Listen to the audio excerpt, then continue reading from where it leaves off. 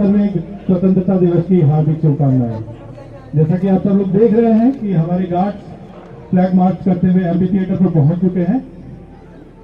तमाम निवासियों से आग्रह है कि जल्द से जल्द प्रांगण में पहुंचे।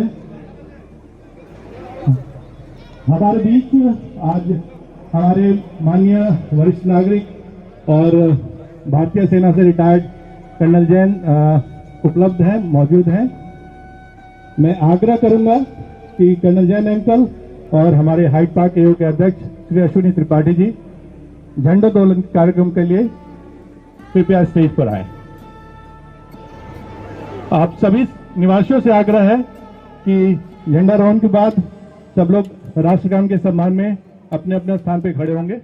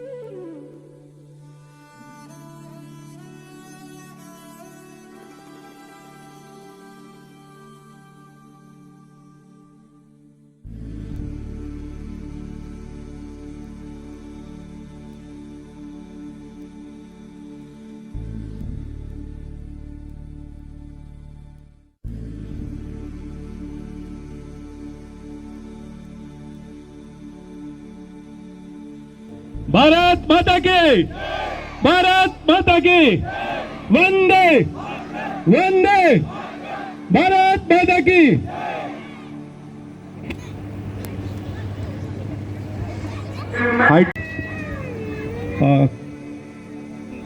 वर्ष 2001 हम सभी निवासी, हाइट पार्क के सभी निवासी और इनफैक्ट पूरा विश्व कोविड की महामारी और विभिन्न तरीके के चुनौतियों से गुजरा है और इस दरमियान हमने बहुत सारे अपनों को खोया है।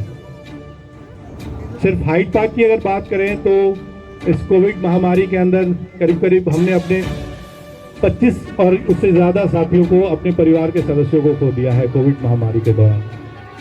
ये हम सबके लिए निश्चित तौर पे बहुत ही दुख की घड़ी है। और अभी हाल फिलहाल 2-4 दिनों पहले हमारे ही हाइट परिवार के एक बहुत ही यंग मेंबर, एक बहुत ही यंग साथी हमारा आयुष को हमने खोया एक सड़क हादसे में। मैं आप सब लोगों से आग्रह करूंगा कि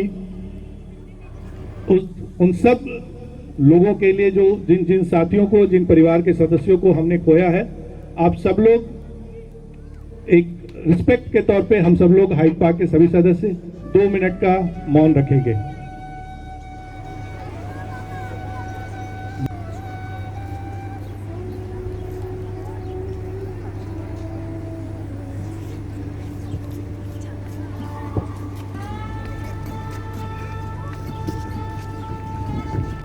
गुजरते हुए आपके सामने हैं और इस पर्व का जो एक राष्ट्रीय पर्व है हमारे, हजारों सेनानियों ने जब अपनी कुर्बानी दी है, बलिदान दिया है, तब हम इस मुकाम पर पहुंच रहे हैं। करीब 75 सालों का ये जो दौर रहा है, उससे और हम इस महामारी से जीत पाए, यही हमारी कामना, हमारे सभी लोग की कामना रहेगी, आप लोग का प्रयास रहेगा। यही हम मांगते हैं ईश्वर से कि आप लोग में सब लोग सजग रहें, इस कोविड को हम गंभीरता से लें, हमेशा लेते रहें, क्योंकि ये चुनौती इतनी जल्दी हटने वाली नहीं है। वैक्सीनेशन के साथ हमें सोशल डिस्टेंसिंग को हमेशा रखना पड़ेगा। हालांकि हम जब ये महामारी जब पीक पर होती है तो हम सजग होते हैं, लेकिन बाद में रिलैक्स हो जाते हैं। ये हम सबके साथ है, इस साइकोसोमेटिक बिहेवियर या कह सकते हैं बिहेवियर प्रॉब्लम होती है। बावजूद इसके हम अभी जितने लोग भी खड़े हैं हमारे साथ, हमारे परिवार के लोग अभी हैं इस संकट से बात, वो बने रहें। हमारे बीच से कोई ऐसा ना हो, कोई ऐसा ना कोई दुर्घटना या किसी तरह का ना हो, ये हम चाहेंगे कि सब लोग जो है, ईश्वर से यही कामना रहे कि हमें ये आशीर्वाद मिले, उनका सबका साथ रहे। यहाँ हम ये आपसे, क्योंकि ऐसा मौका है कि आप हमेशा अपेक्षा करते हैं कि हमने जो आप आज तक हाइड पार्क में जो किया है या जो आगे करने वाले हैं उसका एक संदेश आप तक जाए।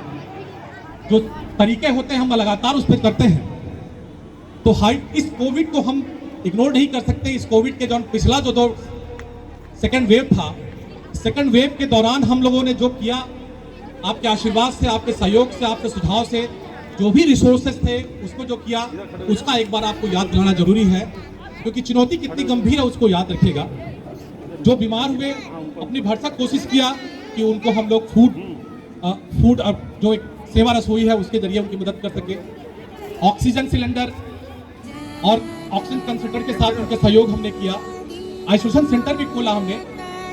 लेकिन ये व्यवस्था ये थी कि जो हमें बिल्कुल अलग तरह की चीजें हैं, चुनौतियां हैं। अब ऐसी चीजों के लिए हम पहले से प्रिपेयर्ड हो रहे हैं, सारी चीजों की व्यवस्था हम पहले से कर रहे हैं, जिससे कि जो संकट हमारे निवासियों को झेलना पड़ा था और उनको दिक्कतें आई थी, वो दिक्कतें अब न आए या कम से कम आए, इसकी व्यवस्था हम करते चल रहे हैं। इसी के साथ हम आपको बताना चाहते हैं, इसी के साथ आपको हम ये आपके संज्ञान में लाना चाहते हैं कि 30 जुलाई को हमारा ऑडिटिंग का एक प्रक्रिया है जो हमें पूरी करनी थी।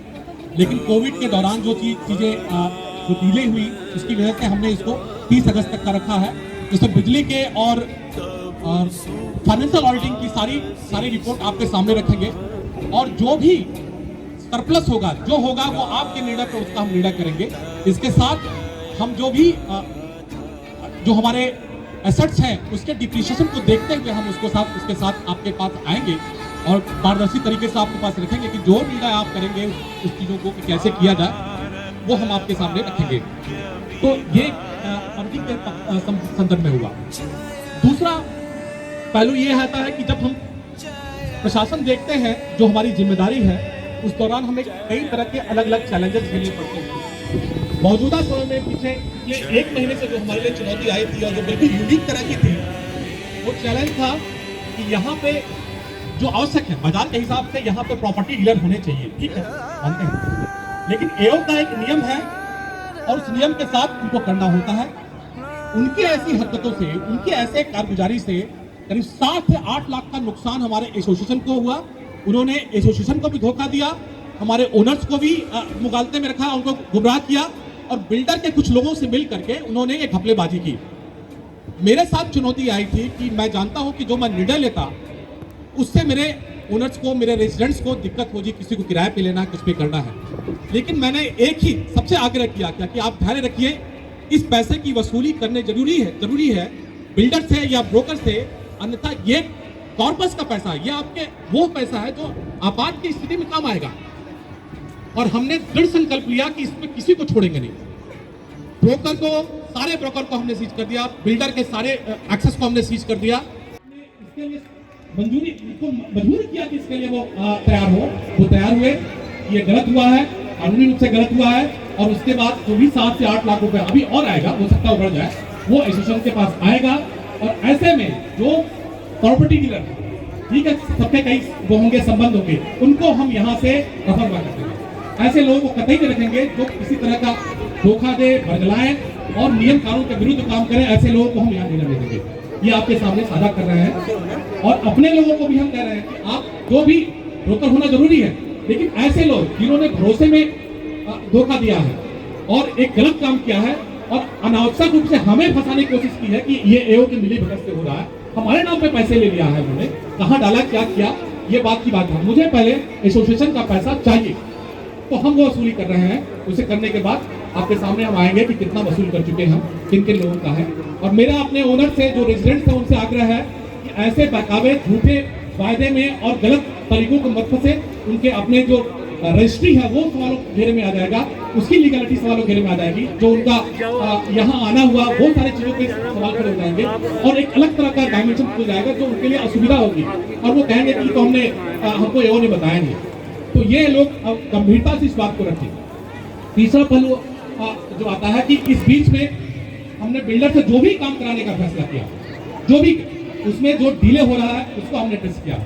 खासकर के टावर पे आप देख सकते हैं, के टावर का जो प्लास्टर टूट रहा है, हमारे साथ के टावर के लोग भी हैं, यहाँ पे हमारे मित्र हैं, सभी लोग हैं। के टावर के खासकर विशेष करके हमने कहा कि ये पेंटिंग, आप पेंटिंग जो है सिर्फ पेंटिंग नहीं करोगे, उसका पूरा प्लास्टर कराओगे। इसके साथ ये टावर का पूरा प्लास्टर करना पड़ेगा, जहां जहां टूटा है वो पूरी तरह से, उसके बाद पेंटिंग होगा। इसके साथ ये टावर का एफ टावर तक सारी चीजों को वो देखेंगे, क्योंकि ये समस्या वहां ज्यादा आ रही है। तो उसके लिए उनकी टेक्निकल टीम आएगी, तो विजिट करेगी और इसमें कोई कंप्रोमाइज नहीं। स्ट्रक्चरल प्रॉब्लम, जो भी कंस्ट्रक्शन की दिक्कतें हैं वो बिल्डर को करना पड़ेगा, ये हमने एग्रीमेंट में रखा हुआ है, उन्हें करना पड़ेगा। कोई मरम्मत नहीं, किसी तरह का नहीं। उनकी टीम कल विजिट की हम लोग के साथ, हमने दिखाया है, अब वो शुरू करने का काम। इसके साथ जो हमने पेंडिंग काम में जो हमने वादा करवाया था कि हम लिफ्ट की ब्यूटिफिकेशन के साथ लॉबी की ब्यूटिफिकेशन करेंगे, बी टावर का हम कंप्लीट कर पाए थे, लेकिन कोरोना आ गया, कोरोना गंभीर रूप से आ गया, तो वेंडर था उसके लोग भी बीमार हुए तो चले। तो अब उनको हम बुला रहे हैं कि बाकी टावर में ब्यूटिफिकेशन का काम शुरू हो जाए, जो पेंडिंग है काम वो भी 1 महीने 1.5 महीने के अंदर कंप्लीट हो जाए। तो आपको वो भी तस्वीर बदली हुई दिखाई देगी। यू टावर के नीचे, यू टावर के पास जो एक हमने हट बनाने की शुरुआत की है, उसे भी कंप्लीट कर दिया जाएगा अगले महीने तक, या 10-15 दिनों में आपको दिख जाएगा उसका। इसके अलावा एक बड़ा चैलेंज हमारे पास आ रहा था वेस्ट मैनेजमेंट को लेकर। अथॉरिटी के नाम अलग है, एनजीटी के नाम अलग है, और हमारे वहाँ खो कुछ हो रहा है, जिसकी वजह से फेज 2 के लोगों को बड़ी असुविधा हो रही थी और दुर्गंध का सामना कर रहे थे। और एक कहते हैं ना कि जिस आप दुर्गंध बदबू के बीच में रह रहे हैं तो क्या है, लाखों रुपए खर्च करने के बाद और सिर्फ हमारे अपने बिहेवियर या अपने कह सकते हैं माइंडसेट की वजह से एक पूरा क्रेजी सफर कर रहा है। क्योंकि हमारी जिम्मेदारी थी कि इसको हम बेहतर तरीके से करें। हमने इसको जनवरी से ही कोशिश की थी, लेकिन लगातार किसी वजह से टल रहा था, कोविड की वजह से।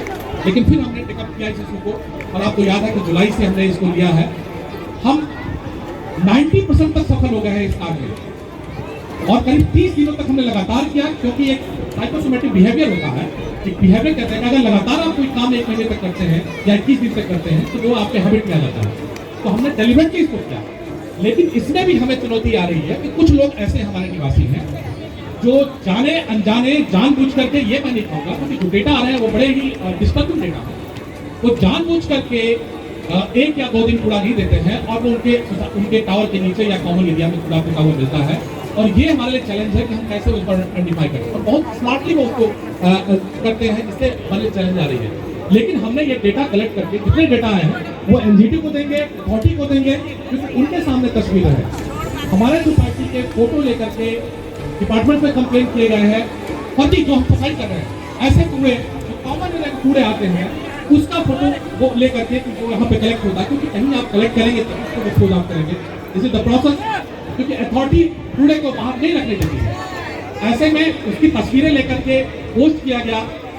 यहाँ तक कि मैं आपको बताऊं, जो हमें चैलेंज आ रहा है, एक श्रीमान टाइप हमारे प्रेसिडेंट है, उन्होंने बहुत सही एक बात कही कि कूड़ा वाले हम हैं, वो सफाई कर्मी है जो सफाई करते हैं। तो ओरिएंटेशन चेंज करना पड़ेगा, हमें अपना पर्सपेक्टिव चेंज करना पड़ेगा। कूड़े वाला उसे न कहिए, वो कूड़े वाला नहीं है, सफाई वाला है। तो चीजें साथ और बेहतर तरीके से उसको कंसीव कर पाएंगे कि जिम्मेदारी किसकी है और कहाँ से ये आता है, और उसको डिस्पोज ऑफ करने की जिम्मेदारी क्यों जरूरी है हमारे लिए। तो ये सारी चीजें हैं। जब ये चीजें प्रक्रिया चल रही थी, किसी साहब ने उसके साथ अटैक कर दिया सफाई करने को, फिर पुलिस कंप्लेन हुआ। अब उसमें ऐसे लोगों के नाम लिए गए, परिवार के लोगों को लगा कर दिया कि वो उनके साथ फैसिलिटी कर रहा है। बड़ा ही अपमानजनक तरीका जो लॉजिक दिया गया, कर दिया गया अपने डिफेंड करने के लिए। तो ये नौबत ही नहीं आनी चाहिए। वो महिलाएं, वो हमारे परिवार हैं, हम क्या जवाब देंगे? हमारे परिवार है वो, तो ऐसी नौबत नहीं आनी चाहिए। इसलिए इससे बचे, ये जिम्मेदारी हमारी सामूहिक जिम्मेदारी है वेस्ट मैनेजमेंट की, जिसके लिए हम लगातार लगे हुए हैं और आप लोग के सहयोग से ये भी हम सफलता से कर पाएंगे। समय लग रहा है लेकिन सफलता से कर पाएंगे और फेज 2 के लोगों को इस मुश्किल से राहत दिला पाएंगे। ये इसका हमारा वादा रहेगा आपके साथ, इस प्रक्रिया में आगे बढ़ना। इसके साथ हमने लगातार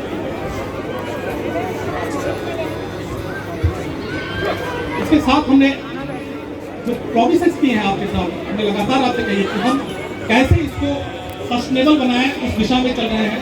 सोलर पावर के लिए लगातार जो है हम प्रयास कर रहे थे। सरकार के नियम कानून बदलते जा रहे हैं और हमारे साथ चुनौतियां उसी जगह पड़ रही हैं, तो हम उसमें से रास्ता लगातार निकाल रहे हैं। लेकिन इस सोलर पावर के लिए आपके जाने से पहले आपके पास आएंगे, आपसे सुझाव लेंगे, अनुमति लेंगे, इसको हम पेपर अखबार में उसका ऐड निकालेंगे, पब्लिक टेंडर करेंगे, तब आपके पास आएंगे। कुछ अपने परिवार के ही कुछ सदस्यों ने कहा कि इसका संघर्ष उन्होंने काफी लंबे समय से किया है, काफी सालों से रहा है। हालांकि मुझे कोई इसका सबूत नहीं मिला, लेकिन ऐसे संघर्ष करने वाले, देखिए संघर्ष करने वाले दो तरह होते हैं। संघर्ष करते करते वो उसका लाभ उठा लेते हैं और एक संघर्ष करने वाले लोगों से, जनता के हित में काम करते करते वो नेपथ्य में चले जाते हैं। तो लाभ उठाने वाले लोग भी ऐसे हैं जो 2-2 साल तक का फ्री में रेंट में रहे और क्या माफ करा दिया। तो आप ऐसे लोगों से सजग रहिए, जिनके आंदोलन की कहानी पुरानी होगी बताएंगे कि क्या आंदोलन रहा, कहाँ गया, क्या चीज, हम सब लोग जानते हैं इस बात को। तो हमें ये देखना होगा कि किसी भ्रम में नहीं आना है, कौन क्या कहता है, क्या नैरेटिव सेट कर रहा है, इससे कोई किसी तरह का भ्रम नहीं आ रहा है। आपके सामने हो क्या रहा है, नतीजे क्या आए। कोविड की वजह से डिले हुआ, लेकिन आपके सामने नतीजे कौन देगा, क्या कर रहा है, ये आपको रखना पड़ेगा। दावे नारे कोई मायने नहीं रखते हैं अगर आपके जो मौलिक चीज है, जो आपके जीवन के स्तर को बेहतर नहीं कर सकता, किसी नारे किसी दावे का नहीं। आपको इसी मुद्दे पे बताना चाहेंगे कि हाइट पार्क के काम को और उसके काम करने के तरीके को नोएडा अथॉरिटी में तारीफ की जाती है।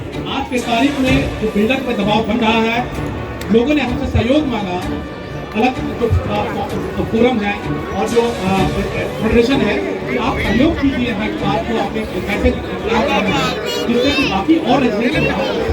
तो हमने एक फोरम के साथ अपने को जुड़ा है और आज की तारीख में सारी सोसाइटी को अथॉरिटी जोड़ रही है बिल्डर से काम कराने के लिए बात कर रही है। तो ये हमारे मेरा यही कहना है, हमें मिल करके कोविड से भी लड़ना है, साथ के जो हमारा हक है, बिल्डर्स को हमारा हक है वो भी हमें चाहिए। बिल्डर्स को पैसे भी चाहिए, जो पेंडिंग है, जो आईजीएमएस के स्टैम्प है वो पेंडिंग है। आपको याद हुआ 26 जनवरी को मैंने एक संदर्भ दिया था आपको कि कुछ लोगों ने एक इलीगल नोटिस दे दिया, लीगल नहीं, इलीगल नोटिस दे दिया बिल्डर को, ये कह के एक सुप्रीम कोर्ट के वकील का आवाज देते हुए, वो रीना एनसी करके नाम है उनका, कि हम ये लोग फर्जी है और इसको कोई अकमत मत कीजिए, सब कोई काम नहीं। और उसमें किसी भी रेजिडेंट का नाम नहीं लिखा गया था लीगल। मैं आप लोग को दिखाऊंगा सार्वजनिक अगर आएगा। लेकिन अब हमें पता चला कि वो रीना एनसी किसकी वकील थी, हाल ही में जानकारी मिल गई, प्रोवर्टी इन्वेस्ट मिल गया। अब हम बताएंगे कि कौन किसका वकील था, क्योंकि ये चालाकी नहीं चलेगी। बिल्डर का हाथ चला करके आपको हक है हमारे रेजिडेंट का, उसको देने से रोके और उसके बाद उल्टा आप हमारे ऊपर आरोप लगाए, राजनीति करें, ये नहीं है। 26 तारीख को हमने कहा था जब तक हैंडओवर कंप्लीट नहीं होगा तब तक कोई सुविधा में जाएंगे। इसीलिए 3 लोग क्योंकि हैंडओवर लेके, अगर नहीं लेंगे तो हैंडओवर नहीं होने देंगे। मैंने 7 करोड़ हमें लेने हैं, 4 करोड़ हम ले चुके हैं, 3 करोड़ बाकी, तो पैसा कैसे आएगा?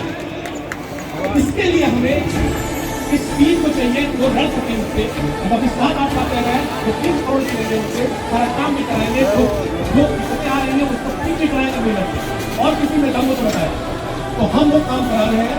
स्टेट आवर में जल्दी शुरू हो जाएगा, 3 स्टेट आवर से लेकर एफ आवर तक जो प्रोसेस चल रहा है फेज 2 में हम कराएंगे ऐसा, जहाँ जहाँ आएगा विरोध कराना पड़ेगा। इसके साथ जो एक्सपेंशन ज्वाइंट है, जिसके 300 एक्सपेंशन ज्वाइंट को हमने कंप्लीट कराएगा, और भी ट्रेनिंग आएगा तो उसे भी कराएगा। तो हमें बस एक साथ आना है, किसी बात से, किसी बदलाने से, किसी के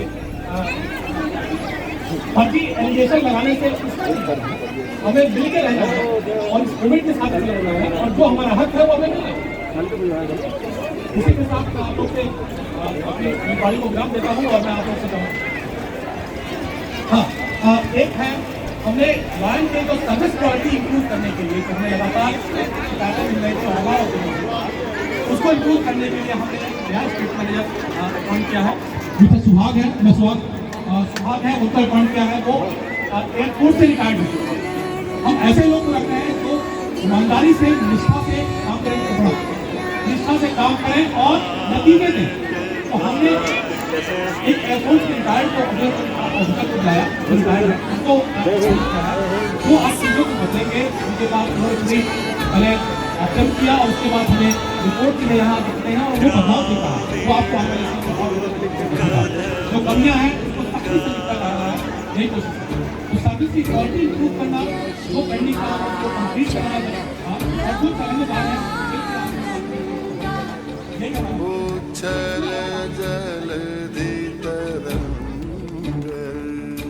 को बहुत बहुत धन्यवाद। एक बार फिर से स्वतंत्रता दिवस की आप सबको हार्दिक शुभकामनाएं और हाई पार्क केवल की तरफ से स्वतंत्रता दिवस समारोह आज यहीं पर संपन्न होता है। जैसा कि हमने आप सबको बताया था कि इस वर्ष जो विभिन्न घटनाएं हमारी सोसाइटी में हुई हैं उसकी वजह से हम किसी तरह का कोई सांस्कृतिक कार्यक्रम या किसी तरह का कार्यक्रम हम नहीं रख पा रहे हैं। निश्चित तौर पर आगे आने वाले समय में जैसे हमारी मैंने कहा एक साइकोलॉजी लोगों को बेहतर होगी हम दोबारा से हर चीज़ों को आप सबके बीच लेके आएंगे। आप सभी लोगों का इस स्वतंत्रता दिवस समारोह में शामिल होने के लिए बहुत बहुत आप सभी निवासियों से आग्रह है कि कुछ बदलना कार्यक्रम चल रहा है